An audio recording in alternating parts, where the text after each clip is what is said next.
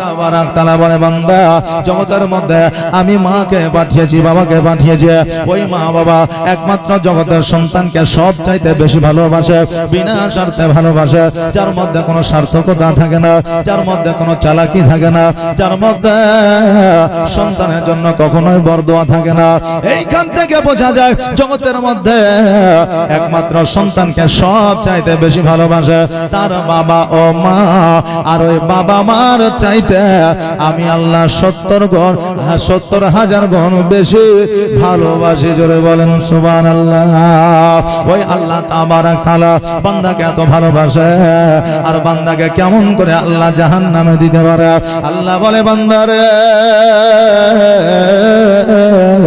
আমি আমার বান্দা বান্দিকে জাহান্নামে দিই না বান্দা বান্দি নিজে জাহান্নাম নিয়ে নেয় যখন বান্দা বান্দি নিজে জাহান্নাম চায় আমি আল্লাহ তাদেরকে জাহান্নাম দিই আপনি মনে করেন আল্লাহ আমাকে জাহান্নামে দেবে না আপনি নিজেই জাহান্নাম টানলেন কারণ হাত তুলে দোয়া করলে শুধু দোয়া হয় না কর্মটাও বাবা অনেক সময় দোয়ায় পরিণত হয় আজকে বাবা আপনাকে বলে দিয়ে যা আজকে আপনি দান করলেন খয়রাত করলেন এখন ওই বান্দা যদি আপনার জন্য দোয়া না করে তবু আপনার নেকি আল্লাহর দরবারে আপনার নেকির খাতায় নেকিটা পৌঁছে যায় এইজন্য কর্ময় অনেক সময় দোয়া হয়ে যায় আজকে জগতের মধ্যে আপনাকে আমাকে পাঠিয়েছে আল্লাহ তাবারাক তাআলা আমাদের মনের মধ্যে একটা মেশিন ফিট করে দিয়েছে কোনটা ভালো রাস্তা কোনটা খারাপ রাস্তা কোনটা কাদা যুক্ত রাস্তা কোনটা ঢালাই করা রাস্তা কোনটা কাটা যুক্ত রাস্তা কোনটা সরল রাস্তা এইটা বোঝার মতো ক্ষমতা আল্লাহ তাবারাক তাআলা প্রত্যেকের দিলের মধ্যে অন্তরের মধ্যে এই মানসিকতা মানবিকতা আমার আল্লাহ দিয়েছে বাবারে আমরা জানার পরেও বুঝার পরে আমরা যখন খারাপ পথে চলে কাটার পথে চলে তখন আল্লাহ তাবারাক তাআলা জাহান্নামটা আমরা নিজেই বরণ করি জোরে বলেন সুবহানাল্লাহ বাবজি ভাইরা কোনটাই কোনটা আর নাই কোনটা আমরা বুঝতে পারি না পারি না আমরা পারে অন্যায় বুঝার পরও অন্যায় করে তার মানে জাহান্নাম আমরা নিজে থেকেই নি আল্লাহ তাবারাক তাআলা আমাদের জাহান্নামে দেয় না এইজন্য আমার আল্লাহ তাবারাক তাআলা বলে বান্দারে আমি তোমাদেরকে তোমার বাপ মা চাইতো 70,000 গুণ বেশি ভালোবাসে আমি বান্দাদেরকে জাহান্নাম দিতে চাই না বান্দারা যখন নিজেই জাহান্নাম নিতে চায় আমি আল্লাহ তাদেরকে জাহান্নামে দিই বেরাদার আজকে জগতের মধ্যে আমরা কতদিন বাঁচবো আল্লাহ তাবারাক তাআলা নির্ধারিত করে দিয়েছে কেউ 40 বছর কেউ 50 বছর কেউ 80 বছর কেউ 100 বছর আল্লাহ নির্ধারিত করেছে এই নির্ধারিত করার পরে এখন আমি যদি মনে করি আমি আজকেই মারা যাব আমি আজকেই মারা যাব কাল আর হবে না এখন আপনি যদি বলেন হুজুর গো আপনি তো আরো 1 মাস 2 মাস 6 মাস বাঁচতেন তবে আজকে যদি আপনার মওত না লেখা থাকে আপনি কেমন করে মরবেন বাবারে আমার আল্লাহ তাবারাক তাআলা বলে দিয়েছে যেই সময় বান্দা বান্দির মওত হবে যে সময় লেখা থাকবে সেই সময় মওত হবে 1 সেকেন্ড আগেও যাবে না পরেও যাবে না কিন্তু কোন বান্দা বান্দি যদি নিজে থেকে মওত চায় কেউ যদি ফাঁসিতে ঝোলে কেউ যদি কারেন্টে হাত দেয় কেউ যদি বিষ পান করে কেউ যদি রেল লাইনে জান দেয় কেউ যদি লরির চাকার তলায় পড়ে আমি আল্লাহ সঙ্গে সঙ্গে তার মওতটাকে আমি কবুল করে নিয়ে কেননা আজকে সে মওত চেয়েছে আমি আল্লাহ তাকে মওত দিয়েছি বাবাজি ভাইরা এই জন্য আজকে আমাদের কর্ম যেমন হবে তেমনি আমরা ফল পাবো আমরা যদি ভালো কাজ করি আমাদের দ্বারা ভালো হবে আর আমরা যদি খারাপ কাজ করে আমাদের বাবা খারাপই হবে আহারে আজকে জগতের মধ্যে যতদিন চলাফেরা করব জগতের মধ্যে যতদিন আমরা হায়াতে থাকবো জিন্দা থাকবো জীবিত থাকবো ততদিন পর্যন্ত আমরা নবীকে মহব্বত করে আপনার দুনিয়াতে রইব নবীকে ভালো না বাসিলে আজকে নবীর প্রতি মহব্বত না থাকিলে নবীর মাহফিলে যদি না যা জাহান্নাম জাহান্নামের ভয় যদি না থাকে, কবরের ভয় যদি না থাকে, আমাদের জীবন পরিবর্তন হবে না। বাবাজি ভাইরা, আজকে জগতের মধ্যে আমরা মসজিদের সেক্রেটারি পরিবর্তন করে, আজকে আমরা মসজিদের ক্যাশিয়ার পরিবর্তন করে, আজকে মডেল আমরা পরিবর্তন করে বলে এই মডেল ভালো না, এই সেক্রেটারি ভালো না, আমরা মসজিদের ইমাম পাল্টিয়ে দিয়ে আমরা ইমাম পরিবর্তন করে বলে এই ইমাম ভালো না। পরিবর্তন করি কি করি না? আরে বাবা, ইমাম তো দূরের কথা, মসজিদ তো দূরের কথা, বর্তমানে 5 বছর পর পর আমাদের ভোট আসে দেশের মধ্যে, আমরা সরকার পরিবর্তন করার চেষ্টা করে, কিন্তু বাবা আজকে অপরকে পরিবর্তন করার চেষ্টা করেই চলেছেন। কখনো কে নিজে ভেবেছে যে আজকে আমার জীবনটা পরিবর্তন করি? ভেবেছেন? আজকে অপরকে পরিবর্তন করার চেষ্টায় রয়েছে, কিন্তু নিজেকে পরিবর্তন করার চেষ্টায় না। বাবাজি ভাইরা, আপনাদেরকে বলে দিয়ে যায়, আপনার জীবন তখনই পরিবর্তন হবে যখন নবীর প্রতি মহব্বত থাকবে, কবরকে ভয় করিবে, জাহান্নামকে ভয় করিবে, তখন আপনার জীবন পরিবর্তন হবে। বাবাজি ভাইরা, আমার নবী মুস্তাফা সাল্লাল্লাহু তাআলা আলাইহি ওয়াসাল্লাম মদিনাতুল মুনাওয়ারায় যখন বাবা হাজির হয়ে গেল, শেষ জীবন পর্যন্ত আমার নবীজি ওই মদিনাতে জীবন যাপন করেছিলেন। একদিন হঠাৎ করে মক্কার কথা মনে পড়েছে। মক্কা আমার নবীর জন্মভূমি, আমার নবীজির জন্মভূমি মক্কায়। 12 রবিউল আউয়াল শুভ সাদেকের সময় 570 খ্রিস্টাব্দের সোমবারের দিন আমার নবীজি মক্কা নগরে এসেছিলেন, মক্কা শহরে এসেছিলেন। মক্কা শহরে আসার পরে আমার নবী সেজদায় রত হইয়া ইয়া হাবলে উম্মতি উম্মতি বলে কেঁদেছিলেন। জোরে বলেন সুবহানাল্লাহ। ওই নবীজি মক্কা ছেড়ে মদিনায় এসেছে, আর মদিনায় আসার পরে মক্কা বাবা স্মরণ হয়ে যায়। এখন আমার নবীজি আবু বকরকে ডাক দেয়, বলে আবু বকর, আজকে ওই মক্কা শহরটা বড় মনে পড়ে, আজকে আমার মায়ের ঘরটা খুব মনে পড়ে, আজকে আমার দাদার কথা খুব মনে পড়ে রে, আজকে মক্কায় আমি একবার যাইতে যাই। আবু বকর বলে ইয়া রাসূলুল্লাহ, ইয়া হাবিবাল্লাহ, নবী গো, আজকে মক্কা আপনার দুশমনের অভাব নাই। এই সত্য কিছুদিন হইল মক্কা থেকে মদিনায় এসেছে, অতএব এখন যদি আপনি মক্কায় যান তবে আপনাকে পাকড়াও করবে, আপনাকে ঘেরাও করে নেবে, আপনার প্রতি জুলুম করবে। ইয়া রাসূলুল্লাহ, এখন মক্কায় যাওয়ার কোনো দরকার নাই। আহারে আমার নবী বলে আবু বকর, আমি ওই মক্কার কথা ভুলতে পারি না। হ্যাঁ বাবা, মানুষ জীবনে 3টা জিনিস কখনোই ভুলতে পারে না, মরা পর্যন্ত ভুলতে পারে না, হায়াত থাকা পর্যন্ত ভুলতে পারে না। ওই 3টা জিনিস হলো, 1 নম্বরে হলো মওত, 2য় নম্বর হলো পিতামাতা, আর 3য় নম্বর হলো নিজের জন্মস্থান। জোরে বলেন সুবহানাল্লাহ। এই 3টা কথা কখনোই ভুলতে পারে না, এই 3টা স্মৃতি কখনোই ভুলতে পারে না। এই 3টা জিনিস মানুষের জীবন থেকে কখনোই মুছে যায় না। যতই টাকা পয়সা বলা হোক না কেন, যতই বড় লোক হোক না কেন, যতই ধনী হোক না কেন, এই 3টা কথা কখনোই ভুলতে পারে না। আমার মা বোনেরা নিজের জন্মস্থান ছাড়িয়া, নিজের মা বাবার ঘর ছাড়িয়া, ভাইদেরকে ছাড়িয়া অপর গ্রামে এসে বসবাস করে, পরের বেটাকে আপন করে নেয়, পরে বাড়িটাকে বাবা আপন করে নেয়, অন্যের গ্রামটাকে আপন গ্রাম করে নেয়। তাই বলে এটা নয় ওই বাবা ওই মা জননীরা নিজের বাবার গ্রামকে ভুলে গেছে, না না, যতদিন পর্যন্ত মায়েরা জীবিত থাকে ততদিন পর্যন্ত পিতা মাতার গ্রামকে ভোলে না, নিজের জন্মস্থানকে ভোলে না। বাবজি ভাইরা আমার দয়ার নবী মুস্তাফা বলে, ওগো আবু বকর, আজকে মক্কায় একবার যাইতে হবে, চলো চলো একবার মক্কাতে যাই। আবু বকর বলে নবী গো, আমি আবু বকর আপনাকে বলতেছি ইয়া রাসূলুল্লাহ, এখন এই সময় মক্কায় যাবেন না, কারণ মক্কায় একবার প্রবেশ করিলে আবু জাহেলের সৈন্যরা আমাদেরকে ছাড় দেবে না। কিন্তু বাবাজি ভাইরা, আমি জানি যে আল্লাহ যাকে সম্মান দেয় তার সম্মান হানি কেউ করতে পারে না। আল্লাহ যাকে বেইজ্জত করে তার যতই টাকা পয়সা থাক না কেন তাকে সম্মান দিতে পারে না। আল্লাহ যাকে হায়াত দেয় কেউ তাকে মারতে পারে না।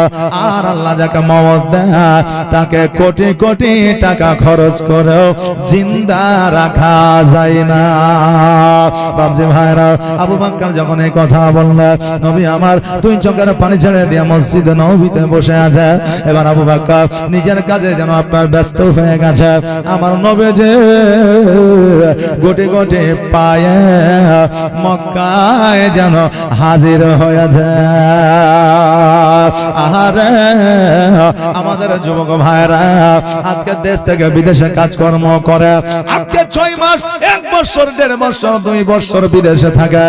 আর বিদেশে থাকার পরে যখন নিজের মায়ের কথা মনে পড়ে, বাপের কথা মনে পড়ে, সন্তানাদের কথা মনে পড়ে, গ্রামের বন্ধু বান্ধবের কথা মনে পড়ে, গ্রামের কথা যখন মনে পড়ে তার মনের মধ্যে একটা চিন্তা আসে, রোজগারের আর দরকার না, যেমন করে হোক বাড়ি যাইতে হবে। হ্যাঁ বাবা, লকডাউনের সময় এত কষ্ট মানুষের হয়েছে, তবু বাবা পায়ে হেঁটে হেঁটে 1000-1500 কিলোমিটার কষ্ট করে নিজের বাসভবনে এসেছে। না আসে নাই? যদি জন্মভূমি না হইতো, মোহাম্মত যদি না থাকতো, তবে ওইটাও ভারতবর্ষ, এটাও ভারতবর্ষ, তবে এখানে থাকলে কি ক্ষতি, তাই না? 2 বছর 5 বছর থাকলে কি ক্ষতি? কিন্তু বাবা যখন বিদেশে থাকিয়া বিপদে পড়ে, তখন সন্তানেরা যুবকেরা বাড়ির দিকে আপনার লক্ষ্য করে, কেন নিজের জন্ম স্থানে যে শান্তি পাওয়া যায় পৃথিবীর কোন কর্নারে পাওয়া যায় না। বাবাজি ভাইরা, আমার নবী যে মক্কায় যখন প্রবেশ করলেন, মক্কায় প্রবেশ করার পরে আমার নবী যে মা আমিনার ঘরে বসিয়া বসিয়া মায়ের কথা মনে করে আমার নবী যেন অঝর নয়নে কান্না করে। তোমার স্মৃতি আজ বারে বারে কেন যে পড়ছে মনে, তোমার মায়াবী মুখটা মাগো ভাসছে শুধু আদনয়নে, ভাসছে শুধু আদনয়নে। তোমার স্মৃতি আজ বারে বারে কেন যে পড়ছে মনে,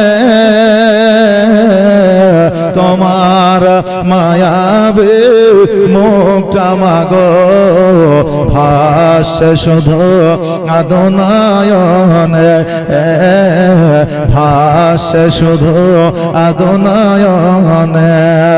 মা ও মা ফিরে কি আর আসবে না, দেখা কি আর হবে না। জোরে বলেন সুবহানাল্লাহ। আদর সোহাগার ভালোবাসায় ভরিয়ে দিতে মাগো তুমি আমায়, আজ তুমি কোথায় হারিয়ে গেলে, আজ তুমি কোথায় হারিয়ে গেলে, একবার কি আমায় পড়ে না মনে, তোমার স্মৃতি আজ বারে বারে কেন যে পড়ছে মনে, তোমার মায়াবী মুখটা মাগো ভাসে শুধু আদনয়নে ভাসে শুধু আদনয়নে ভাসে শুধু আদনয়নে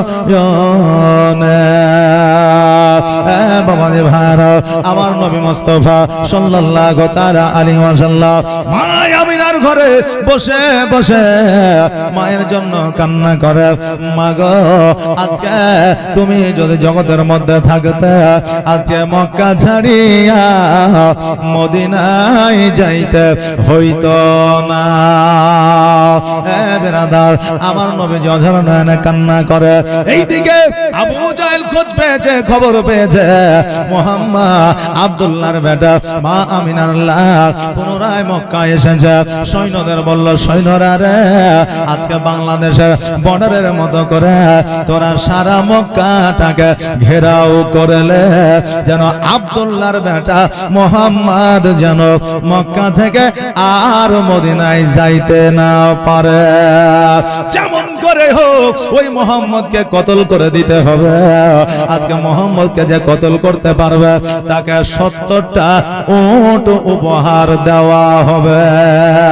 এবার বেরাদার আজকে যেমন বাংলাদেশের বর্ডার আমাদের ভারতবর্ষ সরকার ঘেরাও করেছে যাতে কেউ ওদিক থেকে আসতেও না পারে এই দিক থেকে যাইতেও না পারে, ওই রকম বাবা সৈন্যরা মক্কা নগরটাকে ঘেরাও করে নিয়েছে। আমার নবী যে এবার যেন খবর পেয়ে গেল যে মক্কা থেকে বার হওয়ার আর রাস্তা নাই, রাস্তা আর নাই। আমার নবীজি আল্লাহর দরবারে হাত দুখানা তুলে বললেন আল্লাহ গো আজকে এই বিপদের সময় আজকে এই কাফেরদের কাছ থেকে বেঁচে মদিনায় যাওয়ার সময় আমাকে যে হেল্প করবে সহযোগিতা করবে আমি নবী তাকে সঙ্গে করে লইয়া জান্নাতে যাব। এইদিকে আবু বকর সিদ্দিক রাদিয়াল্লাহু তাআলা আনহু এবার যখন মসজিদে এসেছে আর মসজিদে আসার পরে দেখা যায় সবাইকে কিন্তু আমার নবীজিকে দেখা যায় না। আবু বকর চিন্তা করে আল্লাহ গো আমার নবী কোথায় গেল, নবীজিকে কেন দেখা যায় না। চারিদিকে খোঁজাখুঁজি করলে কিন্তু নবীজিকে খুঁজে পাওয়া গেল না। এইদিকে আবু বকর চিন্তা করে আল্লাহ গো আমার নবী সোনার মদিনা থেকে মক্কায় যাইব বলতেছিল, আমার নবী হয়তো মক্কায় চলে গিয়েছে।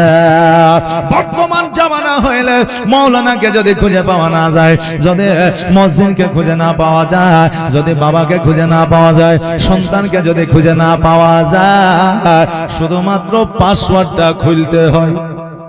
বুঝতে পারলেন না? শুধু পাসওয়ার্ড খুলতে হয়, মানে মোবাইলের যতই শিক্ষিত হোক না কেন তাকে টিপসই লাগে। এখন বর্তমানে মানে এখন শুধু কোম্পানি যতই শিক্ষিত হন না কেন এমন বেড়া জালে আপনাকে ফেলে রেখেছে, তারা আপনাকে মূর্খই মনে করে। এই জন্য টিপ না দিলে আপনার মোবাইল খুলবে না। বাবা বর্তমানে জোয়ানেরা, বর্তমানে মা বোনেরা আপনার খাইতে গেলেও মোবাইল লাগে, শুইতে গেলেও মোবাইল লাগে, ঘুম থেকে উঠলেও মোবাইল লাগে। কারণ আপনার ঘুমাতে গেলে মোবাইল দেখতে হবে, আর ঘুম থেকে উঠে আল্লাহ বিল্লাহ তো দূরের কথা, আগে মোবাইলটা দেখবো কে ফোন করেছে, কয়টা বেজেছে। কথা বুঝলেন না? হ্যাঁ, কয়টা আপনার বেজেছে। বাবারে আজকে আমরা মনে করি মোবাইল আমরা চালাই, কিন্তু আপনি হয়তো জানেন না মোবাইলে আপনাকে চালায়। কি বুঝলেন? মোবাইলে আপনাকে চালায়, কারণ আপনাকে না পাইলে মোবাইলের মন খারাপ হয় না। মোবাইলের যতটা চার্জ থাকে ততটাই থাকে, ফোন আসার যতটা থাকে ততটাই থাকে, কিন্তু মোবাইল যদি আপনার কাছে না থাকে আপনার খাইতে মন যায় না, কাজের মধ্যে এনার্জি আসে না। আজকে মোবাইল না থাকলে আপনার মনটা ভালো করে না। ঘরের মধ্যে মোবাইল থাকলে আপনি বাইরে থাকলে কখন ঘরে যাইবেন আর মোবাইলটা নিবেন, এই চিন্তা ভাবনা আপনার মধ্যে থাকে। এখান থেকে বোঝা যায় মোবাইলকে আপনি চালান না, আপনাকে মোবাইলে চালায়। বাপজি ভাইরা, এখন আমাদের সন্তানাদি বাপ মা ভাই যদি ইমাম মৌলবি যদি না থাকে, আমরা শুধুমাত্র মোবাইলটা ঘোরাই, হ্যালো বললো কোথায় আছো, বলে অমুক জায়গা আছে, বলে তাড়াতাড়ি আসো। কিন্তু বাবা তখন ম্যাগনাইটের সাহায্য ছিল না, তখন বাবা মোবাইলের সাহায্য ছিল না, অন্তরের একটা কানেকশন ছিল। আবু বকর বুঝে গিয়েছিল আমার নবী মক্কায় চলে গেছে। এবার আমার আবু বকর চিন্তা করে, আল্লাহ আজকে নবীজি একাই মক্কায় গিয়েছে, যদি আবু জাহেল দলবল সৈন্যরা যদি আমার নবীকে ঘেরাও করে, আমার নবীকে নিয়ে আসার মতো কেউ না। আবু বকর ছুটতে ছুটতে মক্কার দিকে যেন আপনার অগ্রসর হয়ে গেল। বাবারে আবু বকর সিদ্দিক রাদিয়াল্লাহু তাআলা আনহু একবার পড়ে তো আর একবার উঠে, কারণ রাস্তার দিকে আর খেয়াল নাই, নিজের জীবনের দিকে আর খেয়াল নাই, চোখের দিকে খেয়াল নাই, আপনার তীরবল্লমের দিকে খেয়াল নাই, শুধুমাত্র একটাই খেয়াল আছে, আমার নবীর কাছে আমাকে পৌঁছাতে হবে। এবার বাবাজি ভাইরা, যখন আবু বকর মক্কায় আপনার প্রবেশ করতে যাবে, দেখবে শত শত সৈন্য আপনার দাঁড়িয়ে আছে। এবার বলতেছে আবু বকর কোথায় যাবা? যারা দাঁড়িয়ে আছে তারা বলছে আবু বকর কোথায় যাবা? আবু বকর বলছে আমার নবীকে নেওয়ার জন্য যাব। এবার সৈন্যরা বলল আবু বকর তোমাকে একটা লাস্ট বারের মতো সুযোগ দিছে, কারণ এই মক্কার ঢোকার পারমিশন আছে কিন্তু বাহির হওয়ার পারমিশন না। এই আবু বকর, তুমি যদি একা মক্কা থেকে বার হয়ে মদিনায় যাও, তোমাকে যাওয়ার জন্য পারমিশন দেওয়া হবে, কিন্তু আব্দুল্লাহর বেটা মুহাম্মদকে যদি নিয়ে যেতে চাও তবে দুইজনকে কতল করা হবে। আবু বকর বলে আগে আমাকে যাইতে দাও। এবার আবু বকর সিদ্দিক রাদিয়াল্লাহু তাআলা মক্কার মধ্যে গেলে, এবার মক্কা তো বাবা ছোট জায়গা নয়। আমার আবু বকর চিন্তা করে আমার নবীজিকে পাওয়া গেলে একটা জায়গায় পাওয়া যাবে, যেটা হলো মা আমিনার ঘর। কেন না আজকে আমার নবীজির মন খারাপ হইলে, আমার নবীজি মনটা যদি খারাপ থাকে, তবে মা আমিনার ঘরে গিয়া আরাম করে, ওই জায়গায় গিয়ে উম্মাতের জন্য আল্লাহর দরবারে প্রার্থনা করে, দোয়া করে। বাবা আমাদের মন খারাপ হইলে, আজকে আমরা বর্তমানে পান খাই, বিড়ি খাই, সিগারেট খাই, আজকে আমাদের মন খারাপ হইলে চায়ের দোকানে গিয়ে বসি, আড্ডা দিয়ে, আজকে আমাদের মন খারাপ হলে আমরা গাছের তলায় গিয়ে বসি। কিন্তু যারা মুমিন হয় রে, তাদের মন যদি খারাপ হয়, একটা যাই নামাজ নিয়া আল্লাহর ইবাদতে তারা ব্যস্ত হয়ে যায়। জোরে বলেন সুবহানাল্লাহ। বাজে ভাইরা আমার মায়েরাও, আমার আবু বকর সিদ্দিক রাদিয়াল্লাহু তাআলা আনহু বাবা মা আমিনার ঘরে পৌঁছালে, আর যেমন মা আমিনার ঘরে পৌঁছানো দেখছে যেন আমার নবীজি বসে আছে। আবু বকরকে যেমনই দেখেছে অমনি যেন আমার নবীজি দণ্ডায়মান হয়েছে, মানে দাঁড়িয়ে গেছে।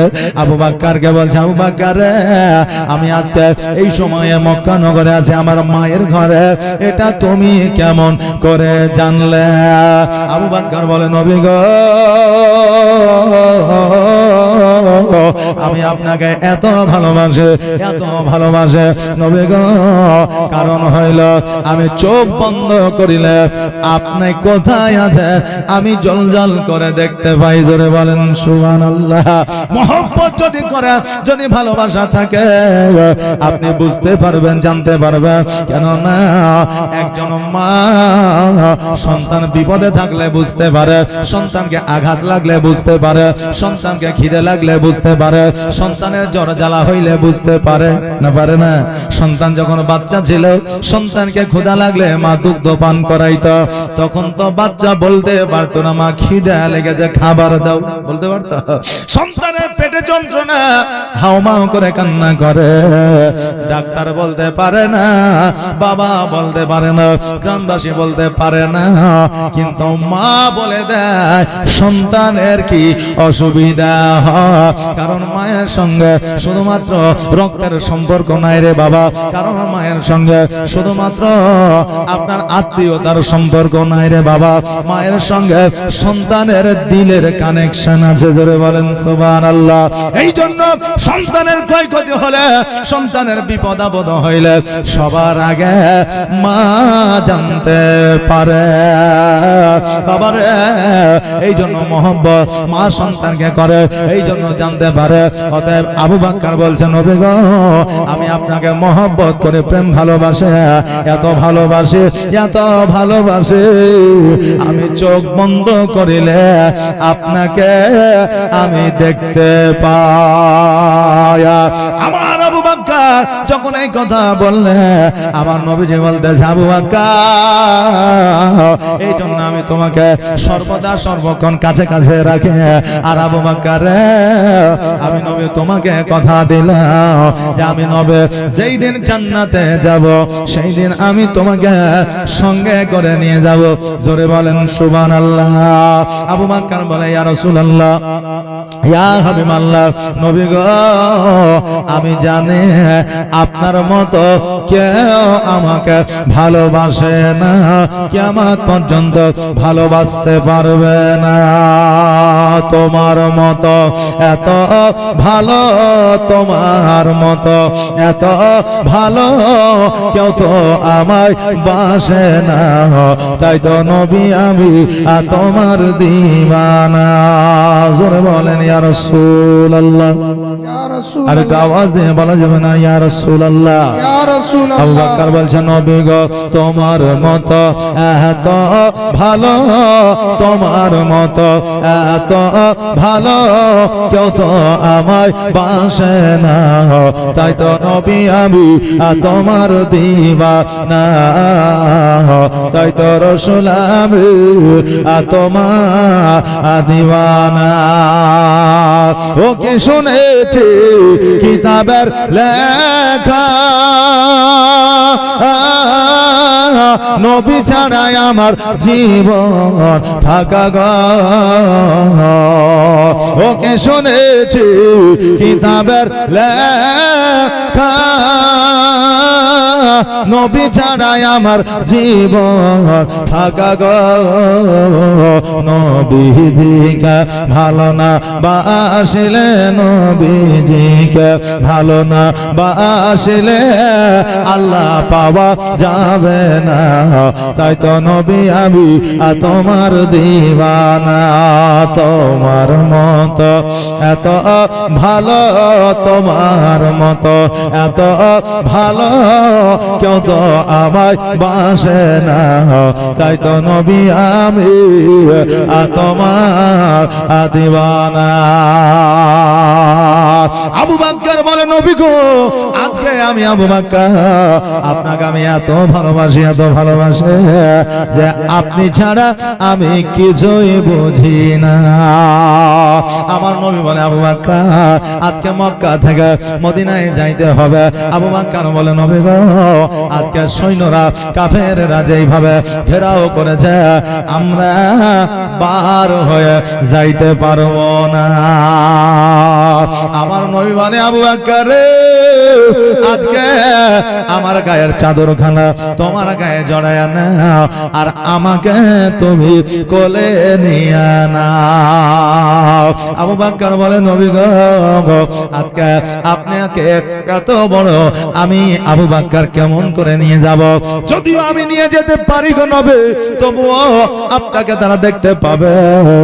আমার নবী বলে, আবু বকর শোনো, কোলে নেওয়ার কাজটা হলো তোমার, আর 6 মাসের শিশু বাচ্চা করে দেওয়ার কাজটা হলো আমার আল্লাহ।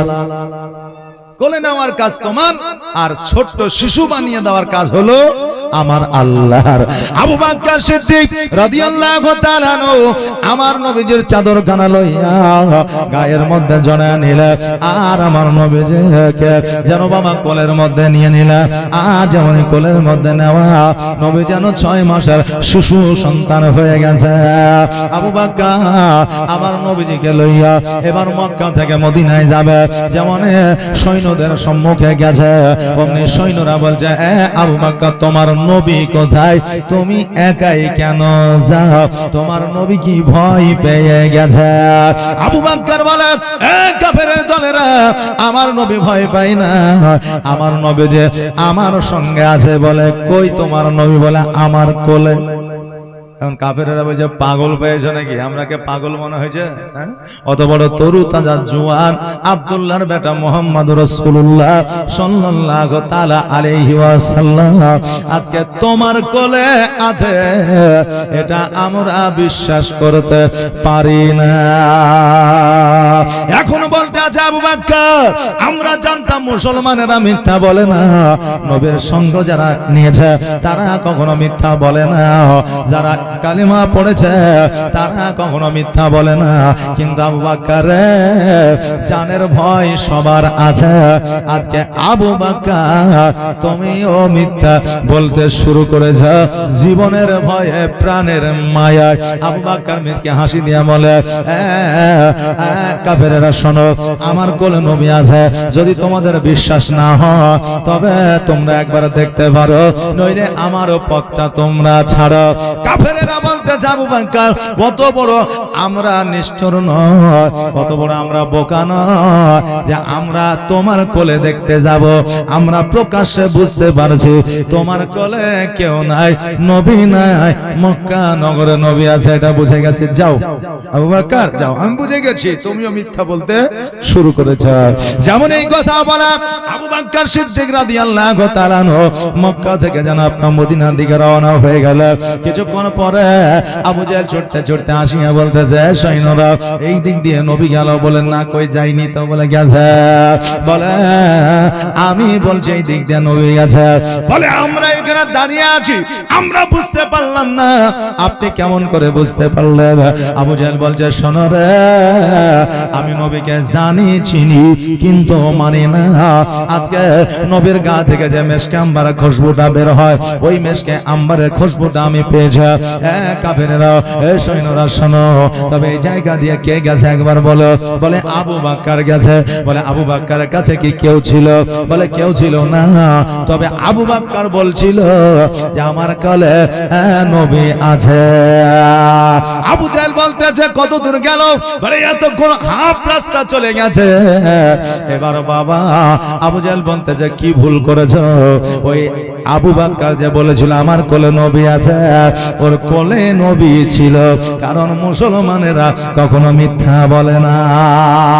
বলে, হুজুর আমরা বুঝতে পারলাম না যে একজন তরু তাজা যুবক, একজন 6 মাসের শিশু সন্তান কেমন করে হইতে পারে, আমরা বিশ্বাস করি না।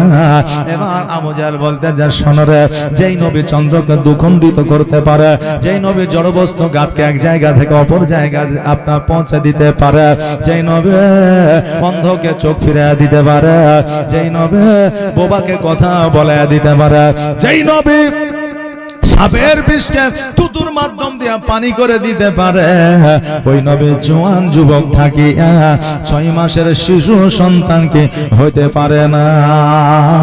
যেই কোলে আবু বকরের কোলে যে 6 মাসের শিশুটা ছিল, ওটা আসলে শিশু নয়, ওটাই ছিল আব্দুল্লাহর বেটা মুহাম্মদুর রাসূলুল্লাহ সাল্লাল্লাহু তাআলা আলাইহি ওয়াসাল্লাম। বাবাজি ভাইরা, আমার নবী মুস্তাফা সাল্লাল্লাহু তাআলা আলাইহি ওয়াসাল্লাম ওইখান থেকে মদিনায় যখন প্রবেশ করেছে, আমার নবীজি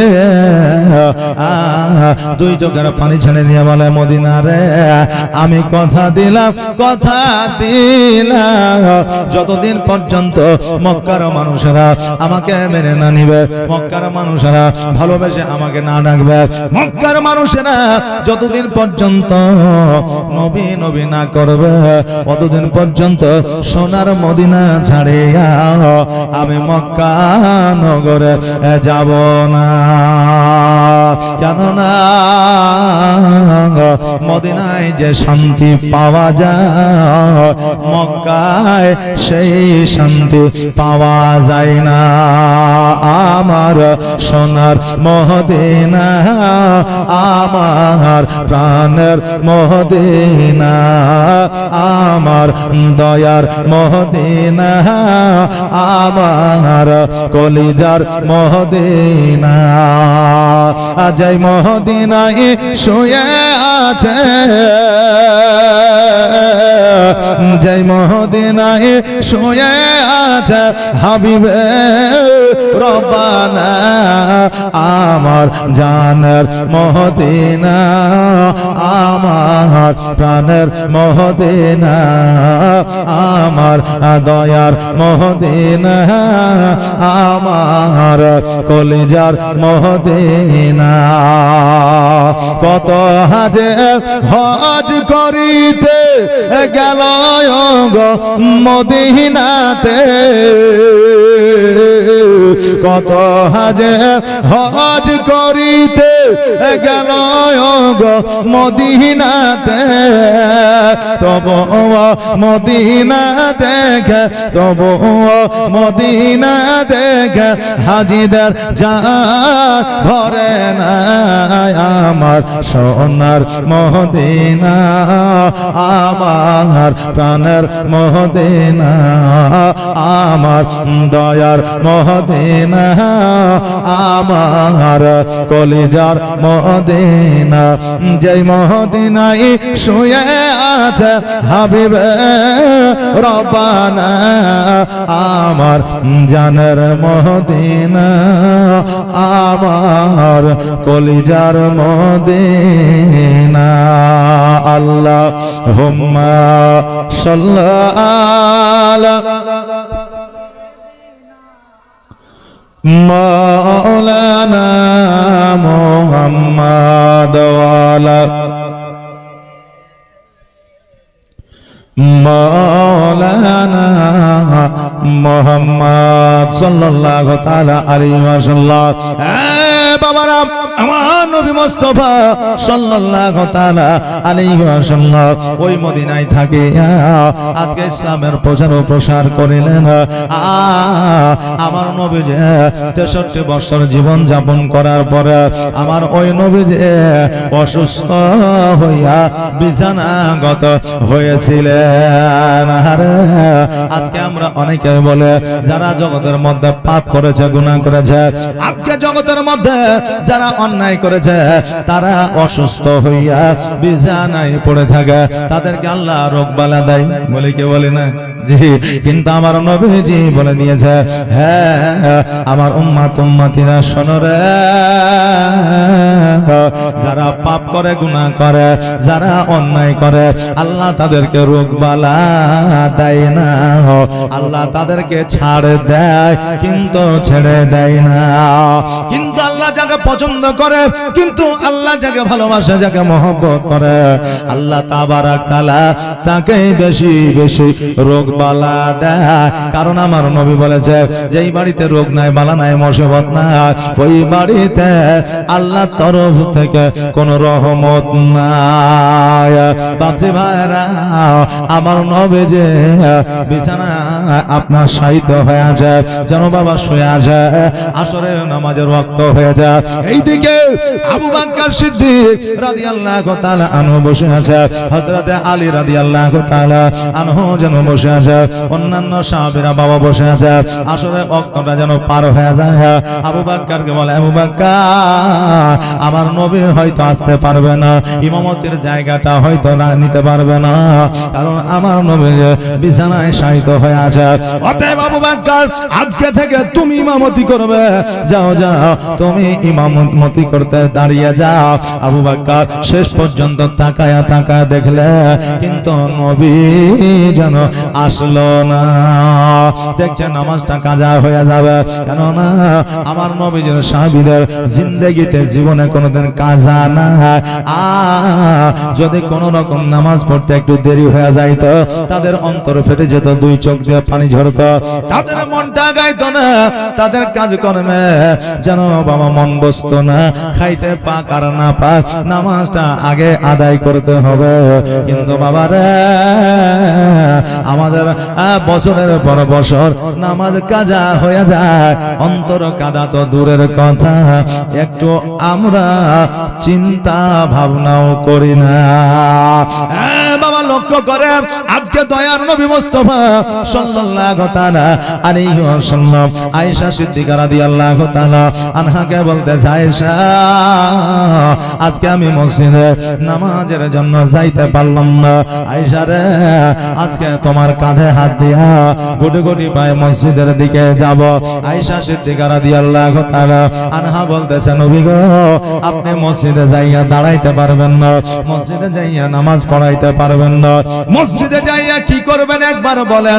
আমার নবী বলে, আয়েশা শোনো আজকে মসজিদে যাব, আর মসজিদে যাওয়ার পরে একটু লক্ষ্য করে দেখব আমি যেই দিন দুনিয়া থেকে আড়াল হয়ে যাব আমার সাহাবীরা কেমন করে নামাজ আদায় করবে, আমি নবী একবার দেখতে চাই। বাবাজি ভাইরা আজকে আয়েশা সিদ্দিকা রাদিয়াল্লাহু তাআলা আনহা বাবা কে ছিল? ইনি ছিলেন আমার নবীজির আপনার শেষ বিবি, শেষ অর্ধাঙ্গিনী। বাবারে ওই আয়েশা সিদ্দিকা রাদিয়াল্লাহু তাআলা আনহা একজন লেখিকা ছিল, একজন আপনার জ্ঞানী আপনার মহিলা ছিলেন। পৃথিবীর মধ্যে যত হাদিস লেখক, পৃথিবীর মধ্যে যত রাবী বর্ণনা করেছে মহিলাদের মধ্যে সবচাইতে বেশি বর্ণনা আয়েশা সিদ্দিকা রাদিয়াল্লাহু তাআলা আনহার কাছ থেকে পাওয়া যায়। জোরে বলেন সুবহানাল্লাহ।